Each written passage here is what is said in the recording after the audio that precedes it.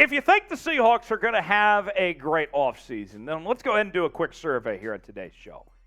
If you're pretty confident that they will, go ahead and hit the like button. If you don't think they're going to have a great offseason, if you're a little skeptical, that's okay. Comment and tell me why, and we'll get started with today's show.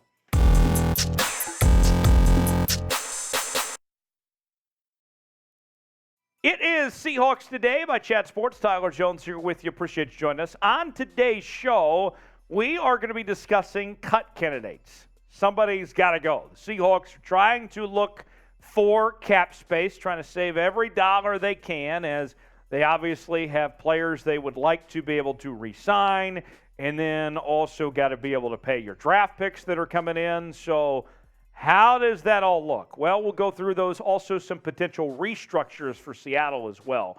Before we get to that, though, quick trivia question on today's show. What team did Seattle beat for their first regular season win? Let me know in the comments section, and we will answer it at the end of today's show. A little tease for you.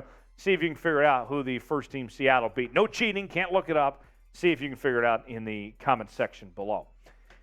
Cut candidates. Today we will break down the top players that the Seahawks could cut and also potential replacement options for Seattle as well. Who are some names that the Seahawks could potentially move on from? Well, we've compiled a list, and we will go over those and break those down one by one. Let's begin with cut candidates here. We start with Gabe Jackson at the offensive guard spot. And if they cut him, they would save about $6.5 million potentially is what they could save. And for a guy that has had questions about his availability, he is an older guy, of course. And you look at the numbers, according to Pro Football Focus, the grades for Gabe Jackson last year were nothing really to write home about. A 55 overall grade, 51.1 pass block grade, run block grade 53.8, and then 2 sacks allowed for Gabe Jackson in 2022. So if they move on from Gabe Jackson, save that money, that would probably be money well saved. Next on the list is Quinton Jefferson, and we have said a lot over the last few months that the Seahawks really struggled when it came to the run defense, in particular with the defensive line. And you look at Quinton Jefferson, the $4 million you'd save, the production was not what it should have been. 29 tackles, 5.5 sacks, 6 tackles for loss. I think Seattle can do better. They can get more out of what they're paying for in Quinton Jefferson with that $4 million they could save. Then there's Bryan Mone, who would be close to $3 million. Mone had some moments at the end of the year. But, I mean, you look at his statistics, too. How many sacks is that? That's not 1, that's not 2, that's not 3. That's zero.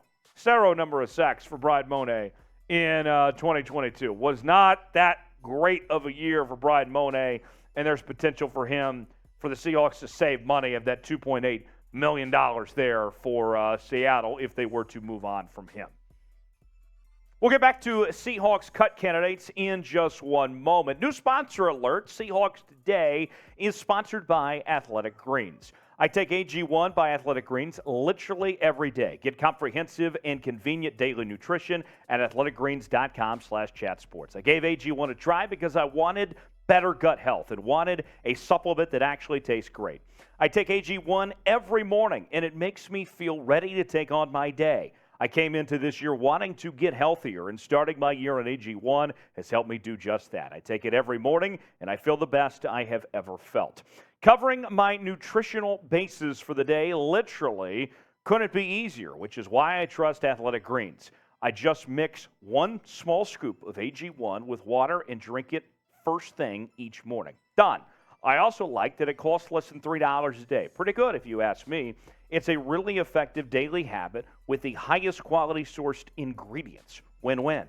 If a comprehensive solution is what you need from your supplement routine, then Athletic Greens is giving you a free 1-year supply of vitamin D and 5 free travel packs with your first purchase.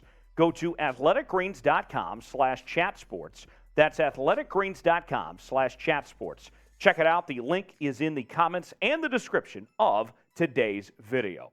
athleticgreens.com/chatsports.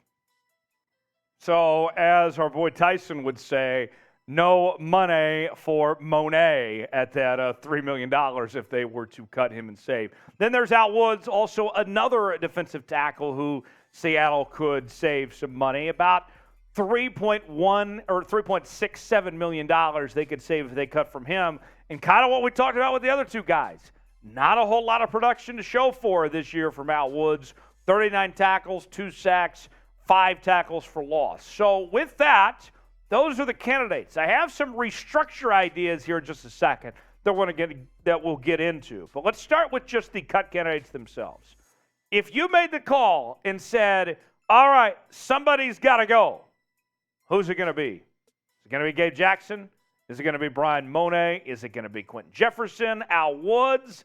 Let me know in the comments section. Type GJ for Gabe Jackson. Type BM for Bryan Mone. Type QJ for Quinton Jefferson. And type AW for Al Woods.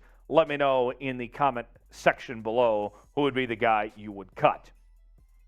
Now, Quandre Diggs is coming off a Pro Bowl season, and he finished off the year very well. Obviously, you don't want to cut Quandre Diggs, but you would like to be able to restructure things and try to make your money work for you, as Dave Ramsey would say.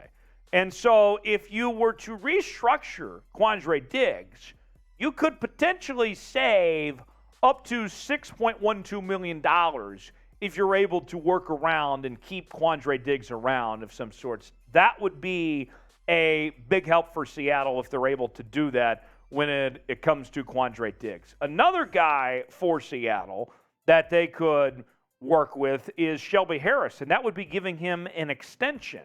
And an extension for Shelby Harris would be somewhere in the neighborhood of saving close to $6 million potentially for Seattle. So all of a sudden, we've just talked about 6 guys when it comes to restructure, extend, and cut. And Seattle has gone from what looks like $31.5 million in cap space to begin with to a whole lot more flexibility that they had beforehand. And in all honesty, you don't lose that much. The main thing, you can't obviously cut Quandre Diggs, but if you could restructure and make things work and then do the other things like we mentioned, extend Shelby and maybe cut those other guys, watch out. Now you've made your money work to your favor. And so you maybe ask yourself, well, then what do you do if you make those changes? How do you replace those guys? Well, let's look at what Mel Kiper has to say by position. Let's start out with the offensive guard spot, some guys in the draft potentially. And I don't know if Seattle is going to use their 2 first-round selections to get a top 4 guy like you're seeing on your screen right now, but there are options like Osiris Torrance and Joshua Gray potentially there at the offensive guard spot. Defensive tackle also with some options available in the draft, according to Mel Kiper. And this, I think, we could see Seattle end up with either one of their first 2 picks. They'd love to have Jalen Carter. Doubt he's available at 5. Brian Breesy could be an option for Seattle as well. And then you start to have a drop-off after those 2 when it comes to the defensive tackle spot. Then some center options potentially. The last 2 years, you missed on the chance to get Creed Humphrey or Tyler Linderbaum. But this year's draft, you look at John Michael Schmitz out of Minnesota. He's up there. Even if you go down to like Jonathan Tippmann from Wisconsin, there are a couple guys that would be potential upgrades over what you saw from Austin Blythe this past year. The safety spot, now here's the thing. When it comes to the safety position, we obviously want to see Quandre Diggs back. But maybe you move Jamal Adams to linebacker, then you have a need at the safety spot. There's guys like Brian Branch, Antonio Johnson. There's potential options there. Even Christopher Smith from Georgia had an impact on that national championship team this past season. So, got more names that we're going to run through here in just a second. But name a player you want the Seahawks to draft this year. Who comes to mind? Besides just need, What players do you like? Who would you like to see in a Seahawks uniform? Let me know in the comments section below who comes to mind, who you'd like to see for this Seahawks team next year. Subscribe today for the latest happenings on your favorite team as we cover the Seahawks like no one else does with daily news and rumors, counting down the days to the draft, trades, free agency, and more. If you love the Seattle Seahawks, I got the channel for you. Subscribe now for everyone's favorite price, free. Turn on notifications so you never miss a moment. YouTube.com/SeahawksTV. The free agent market now. Let's go over those. Some of the players to watch according to PFF. At the guard spot, Ben Powers from Baltimore. Ben had a breakout year for the Ravens this past year. I also am not sleeping on Dalton Reisner from the Denver Broncos. He was a really good player out of Kansas State for his career, his 4 seasons. I believe he was the starter all 4 years with the Wildcats, and he is a leader in the locker room as well. He'd be a welcome presence for Seattle, potentially at the guard spot. Center position, doubt Ethan is making a comeback to Seattle, but you do have some other names like Connor McGovern from the Jets, Garrett Bradbury from Minnesota. I would say that you're probably better off drafting, but there are some guys there when it comes to free agent centers. Defensive tackle, this is where it's at, folks. Javon Hargrave. If you're looking for somebody to scout or intrigue of some sorts this weekend in the NFC Championship game, be watching on the defensive line to see what Javon Hargrave can do.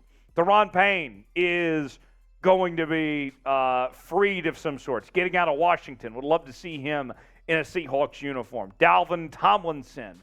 You go to the safety spot. Jesse Bates for the Bengals is a bad man, as is Jordan Poyer from the Buffalo Bills. Chauncey Gardner-Johnson, also another good player from Philly. There's plenty of good players when it comes to that safety spot as well. So we'll see what the Seahawks do.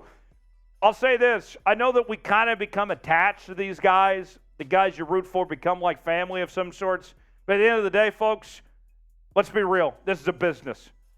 You can upgrade. You can move on from some guys and get better. Let's see this Seahawks team get better. I want to know, name a player the Seahawks should sign in free agency. Who comes to mind? Let me know in the comments section. As always, you can interact with me on social media, Twitter and Instagram at Tyler Jones Live, and we will see you next time right here on Seahawks Today.